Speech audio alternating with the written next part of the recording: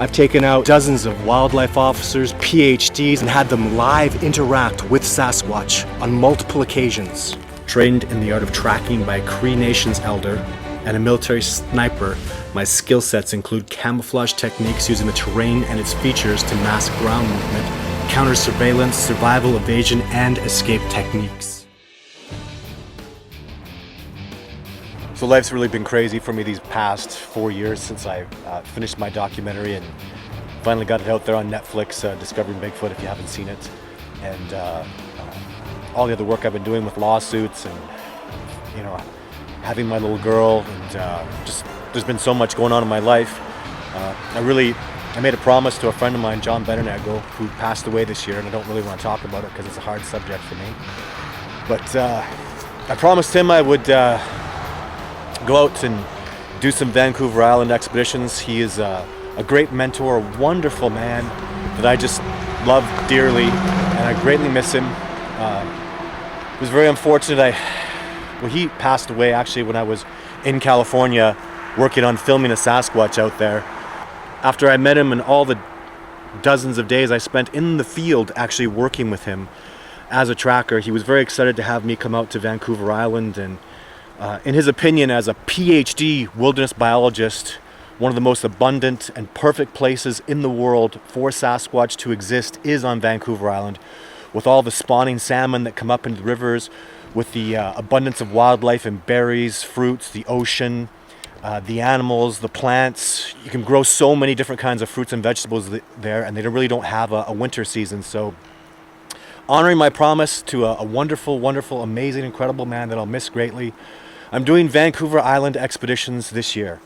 It's a little more than halfway sold out. So if you want to get on board, it's my first time doing Sasquatch research on Vancouver Island. I'm going into places the same way when I went into California, and I had really immense success really fast. I was out there for a week, and I actually filmed a Sasquatch in California.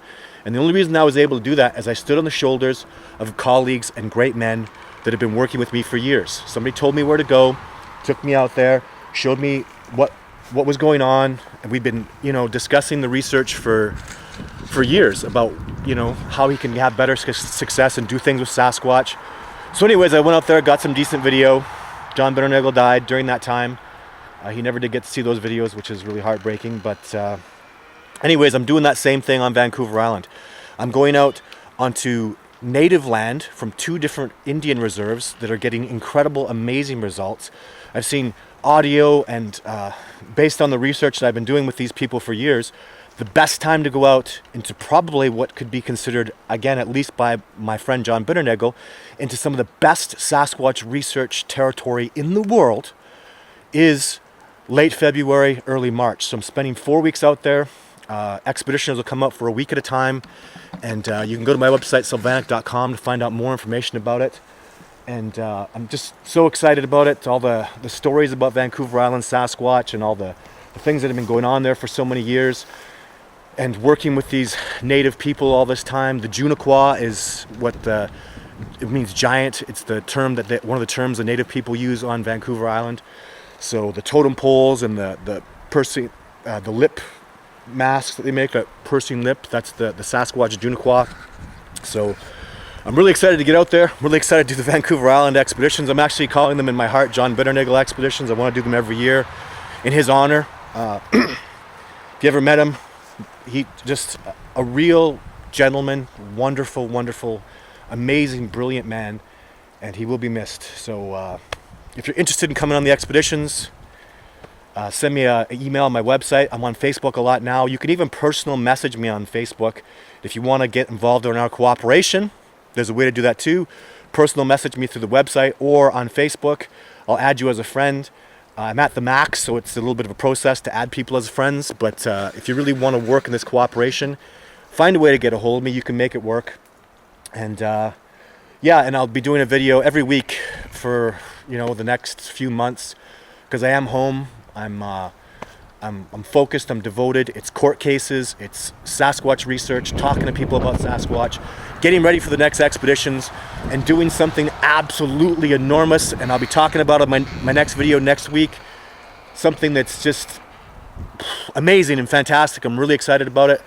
I have huge ambitions this year, and the only reason I am tremendously successful like I have been, and I feel in my heart with the videos and the people that I've been able to work with, the icons like John Bitternagel and Jeff Meldrum and Survivor Man, PhDs, Ian Redmond coming out. The only reason I've been able to do so well and had such immense success is because of cooperation. If you want to be involved in this cooperation, come out on expeditions, be involved, be part of my cooperation. You can do that. Anybody can do that. Doesn't even matter if you have filmed or have seen a Sasquatch or are doing Sasquatch stuff. Anybody can help out. Anybody can be a part of it. Find a way to get a hold of me through Facebook, through my website, sylvanic.com. Let's do this. Let's get this going on. Big, exciting things happening. I'll have a new announcement next week, so stay tuned till then. Thank you very much. This whole idea, has the Sasquatch in fact been discovered? See, my thinking is that every person who sees a Sasquatch discovers it for himself or for herself. But that's usually as far as it goes. Once he or she tries to talk about it, there's ridicule and rebuttal and discomfort. One of the things that keeps me going is that, we're in this situation where people they're not pushing away Sasquatch knowledge, but they're not terribly receptive to it either. And then we're finally going to have this acknowledgement of the discovery. And then people are going to ask, gee, where was the scientific discussion leading up to it? Where was the dialogue? Where were the scientific papers pointing in this direction? And I guess that's what some of us have been trying to do. Todd Standing has produced films that have been largely ignored, and I've written books that have been largely ignored, and I've been unable to get evidence presented at scientific conferences. And there's just been this scientific resistance to the whole idea of the Sasquatch as an existing North American mammal. And I guess that's what we're about, is trying to change that.